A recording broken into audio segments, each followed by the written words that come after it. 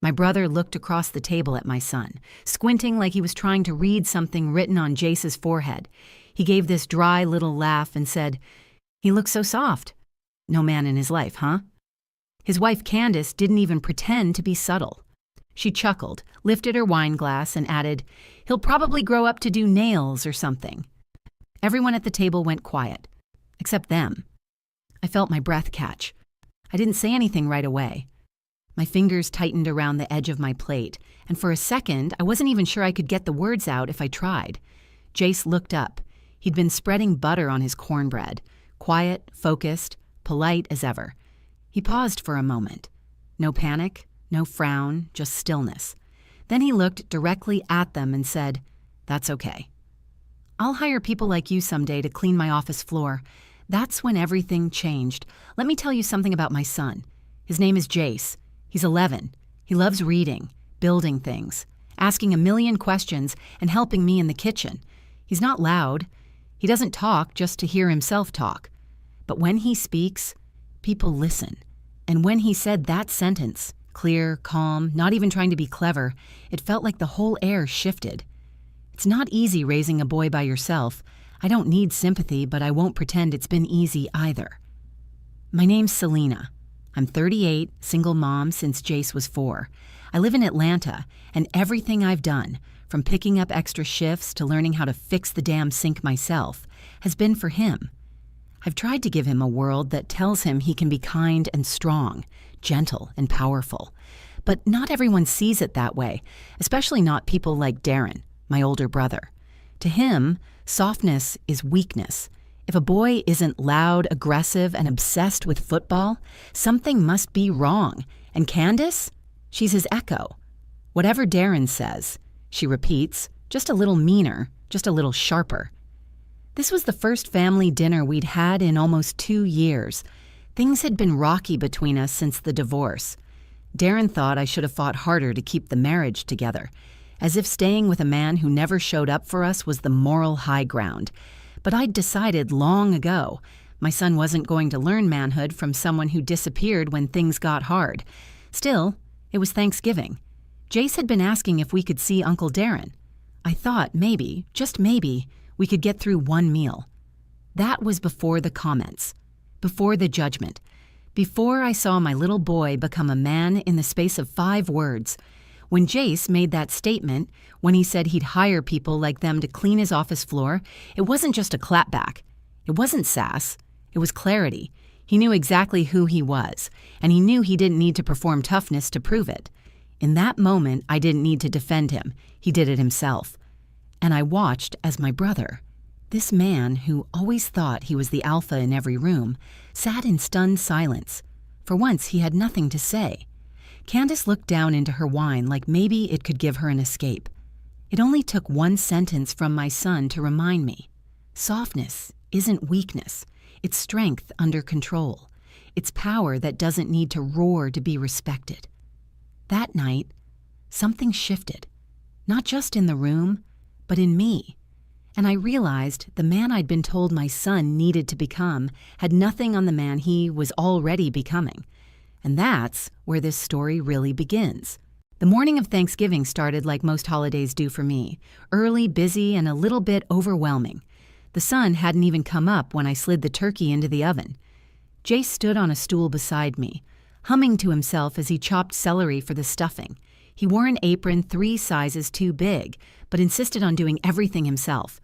Every year, we cook together. It's our thing.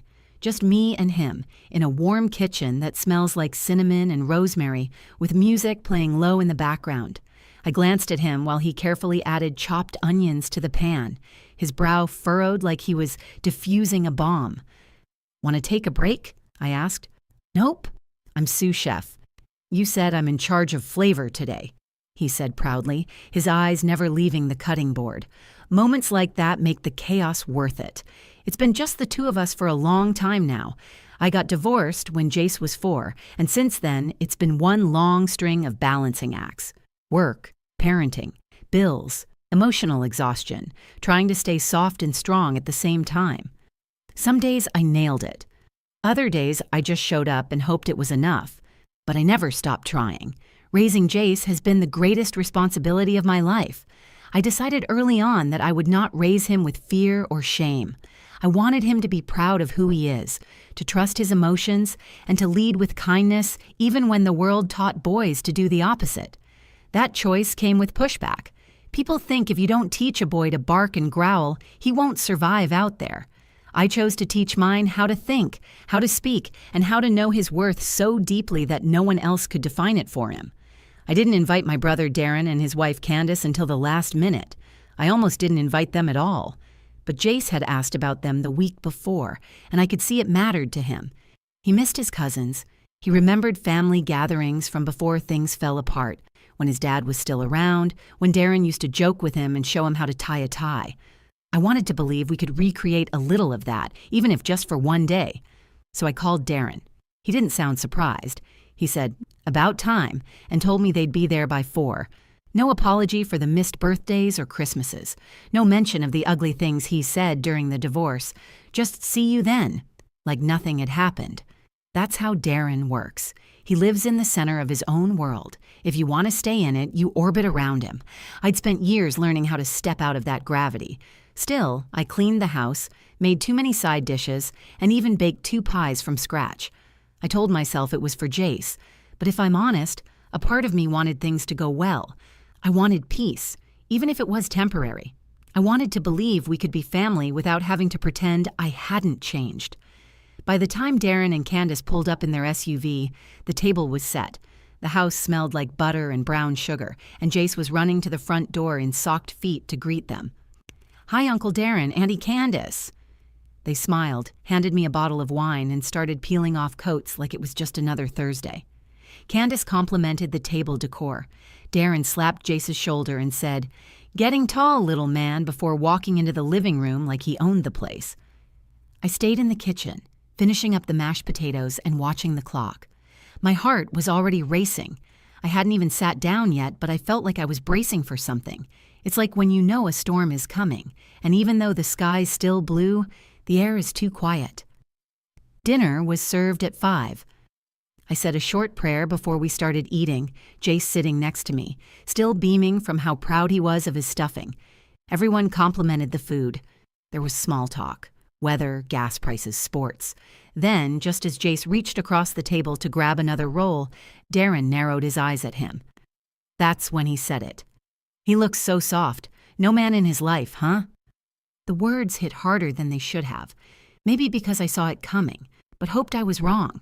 Maybe because Jace had worked so hard that day, so proud to help, so full of love. Maybe because I had spent years doing the job of 2 people, only to have it dismissed in 1 sentence. Candace followed up, laughing like it was a joke. "He'll probably grow up to do nails or something." I froze. I looked at Jace. He had gone still, holding his roll midair, eyes on his plate. I wanted to say something, but I didn't. Not yet. The shame hit first, then the anger. But what happened next didn't come from me. It came from him. And that changed everything. The table went quiet, but not in the peaceful kind of way. It was that sudden, sharp silence that falls over a room when someone says something so out of place, so pointed that everyone feels it. Even the clinking of silverware stopped. Jay slowly set his roll down on the edge of his plate. His back was straight, his hands still. I knew that stillness. That was the moment his brain was deciding how to carry the weight of what had just been said. I turned to Darren, trying to keep my voice steady. "What's that supposed to mean?" He shrugged like he hadn't just insulted my son and my parenting in front of everyone. "Nothing. I'm just saying. He's soft, that's all. Doesn't have that edge most boys have. No man around to toughen him up, you know?" I stared at him. He wasn't joking. He wasn't teasing. He believed every word. And worse, he thought he had the right to say it. Candace added, "It's not a bad thing, just saying he might end up artistic or sensitive. You know, like maybe he'll grow up to do nails or something." She said it like a compliment, but the smirk on her face gave it away. It wasn't admiration. It was dismissal. It was the kind of tone that said my son didn't measure up to their idea of what a real boy should be. Jace looked at me, his eyes wide but calm. I felt my stomach tighten. I had seen this before, the moments when the world tried to box him in, define him, shrink him. I had always stepped in, always protected him, always tried to shield him from the judgment. But I could feel this time was different. Something about the way he looked back at Darren told me he wasn't afraid.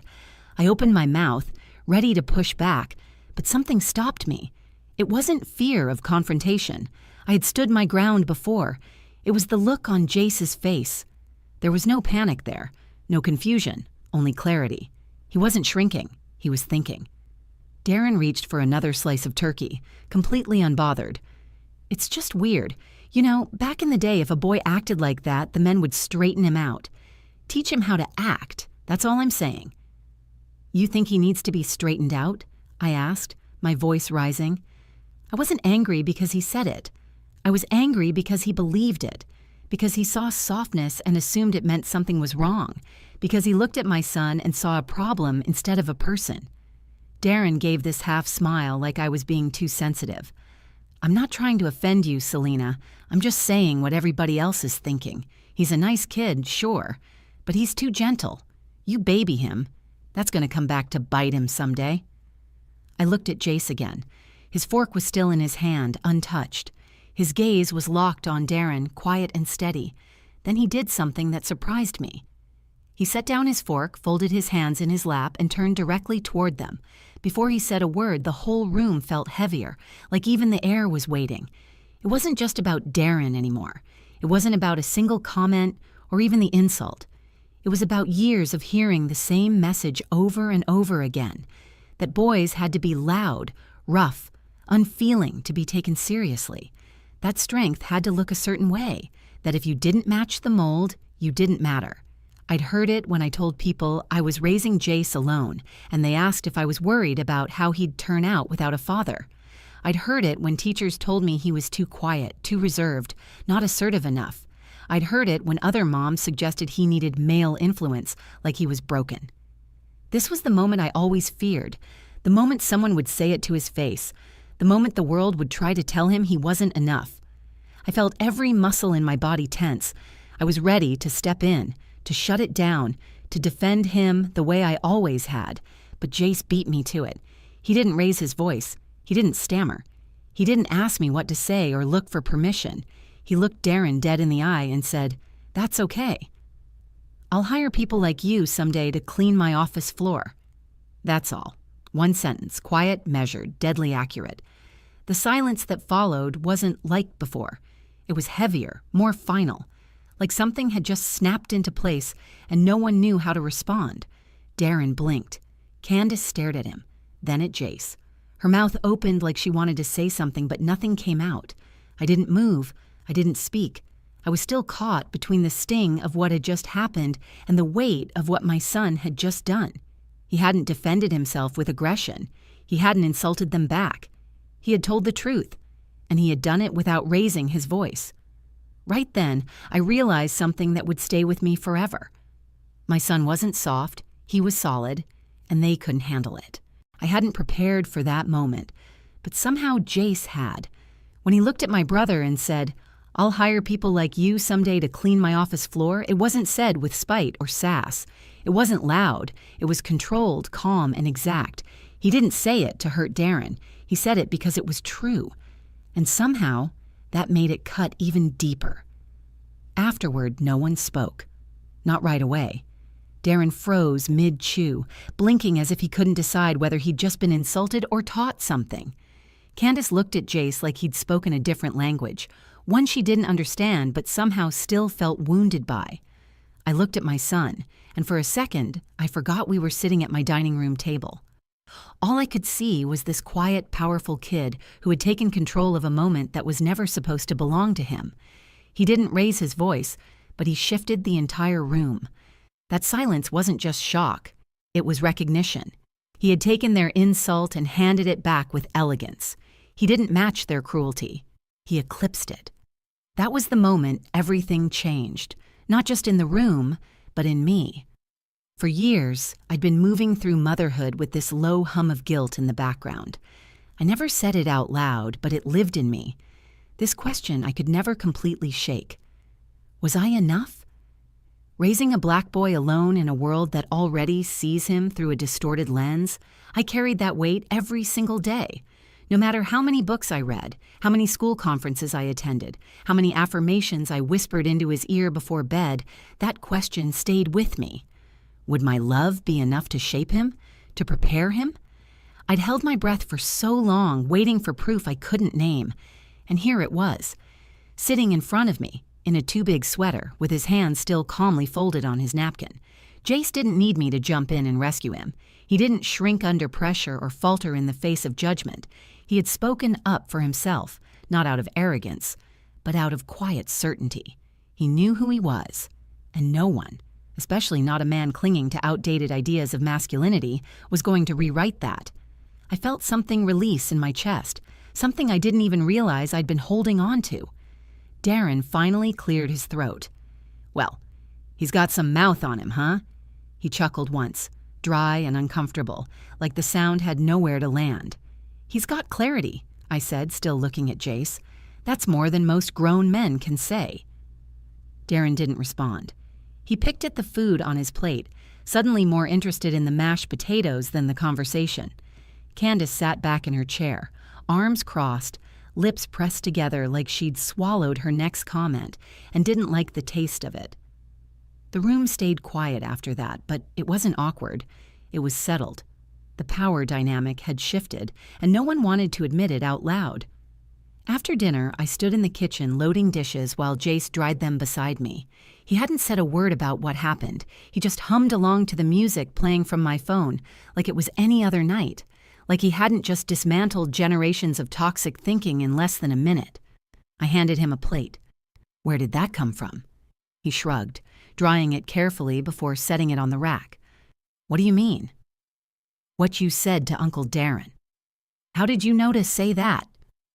He paused for a second, thinking. "I didn't plan it. I just knew what I wanted to say." I nodded, watching him move with calm confidence, still so young but carrying himself like someone twice his age. "You weren't scared?" I asked. He shook his head. "Number, you always tell me I don't have to be loud to be strong, so I just said the truth. I felt my eyes sting, but I didn't let the tears fall. I didn't want to make the moment about me. Still, I reached over and pulled him into a quick hug, pressing my forehead to his. "You're everything I ever hoped you'd be," I whispered. That night, as I tucked him into bed, I realized I wasn't afraid anymore. Not of what people thought, not of what Jace might become without a man in the house, not of the narrow boxes other people wanted to stuff him into. He didn't need to be fixed. He didn't need to be hardened or straightened out. He was already standing taller than the people trying to cut him down. That was the turning point, not just in the story, but in our lives. I wish I could say the rest of the evening passed smoothly, but the truth is, it just went quiet. That silence had a shape to it. It wasn't the kind that settles in after a good meal when everyone leans back, full and satisfied. It was sharper than that, the kind that shows up when someone gets their pride knocked off its pedestal and has no idea how to pick it back up. Darren didn't say much after Jace's comment. He spent most of the meal staring down at his plate, chewing slower than usual, as if he was buying time between bites to think about what just happened. He didn't look at Jace again. Candace picked at her food and gave a few half-hearted compliments about the stuffing, but her voice was tighter now, her usual ease gone. I could feel the shift in energy. So could Jace. But instead of shrinking under it, he leaned back in his chair, calm and unbothered, sipping his sparkling apple juice like he owned the room. And in a way, he did. It wasn't about what he said anymore. It was how he carried himself after. There was no smugness, no gloating, no attempt to rub it in. He had spoken his truth, and he had no need to defend it. That quiet confidence, especially in someone so young, was powerful. It disarmed them. Darren tried once more to reestablish control. He reached for the cornbread and muttered, "You know, back in my day, kids didn't talk to adults like that." I looked him in the eye. "Back in your day, adults didn't always deserve respect. They just expected it." He didn't respond. He didn't have to. The message was clear. For years, I had let comments like his pass unchecked. I made peace for the sake of keeping things smooth. I tried to take the high road even when it cost me, but not anymore. That night, I saw that protecting my peace sometimes meant refusing to be polite about disrespect. After dinner, Darren and Candace got up first. They offered a stiff thank you and an awkward hug. Darren patted Jace's shoulder on the way out, but it was brief and wordless. Not affectionate, not even casual. It was the kind of pat you give when you've just been forced to acknowledge someone's strength and you don't quite know how to feel about it.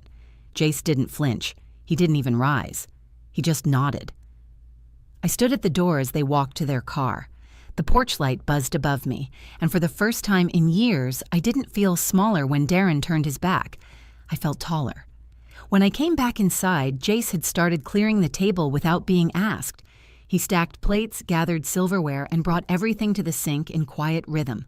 I watched him for a moment, his movements steady and sure. "You okay?" I asked. He looked over his shoulder and smiled. "Yeah. Are you?" It was such a simple question, but it knocked the wind out of me. Not because I didn't expect it, but because he meant it.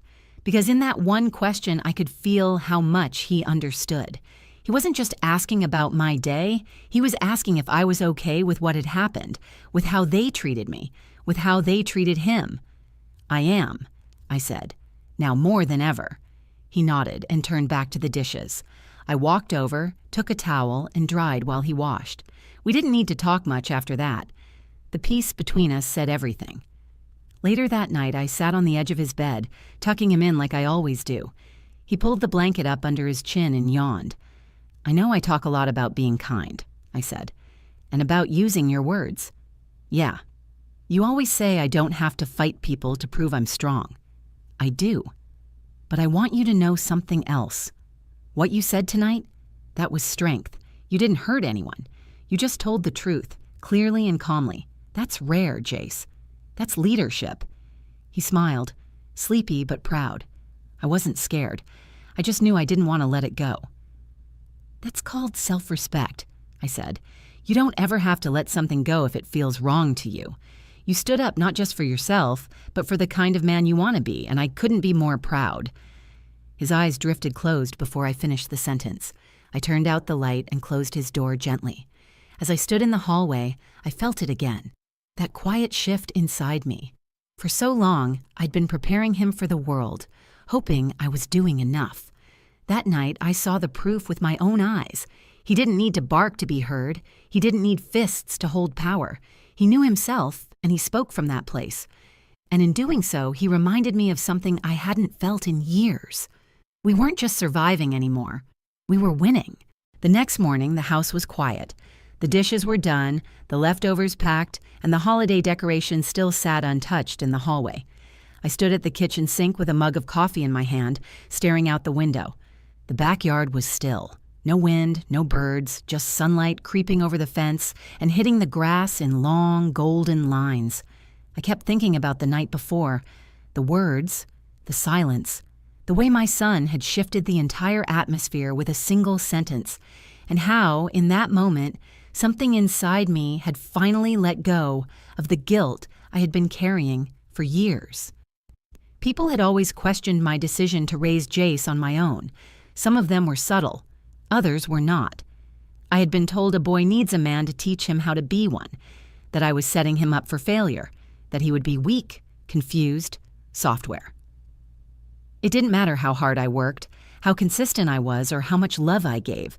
The absence of his father was all they could focus on. But Jace wasn't confused. He wasn't weak. He was exactly who I had raised him to be: kind, intelligent, emotionally aware, and quietly confident. What some people called soft, I saw as strength without cruelty, compassion without compromise. That Thanksgiving dinner didn't just expose my brother's outdated beliefs.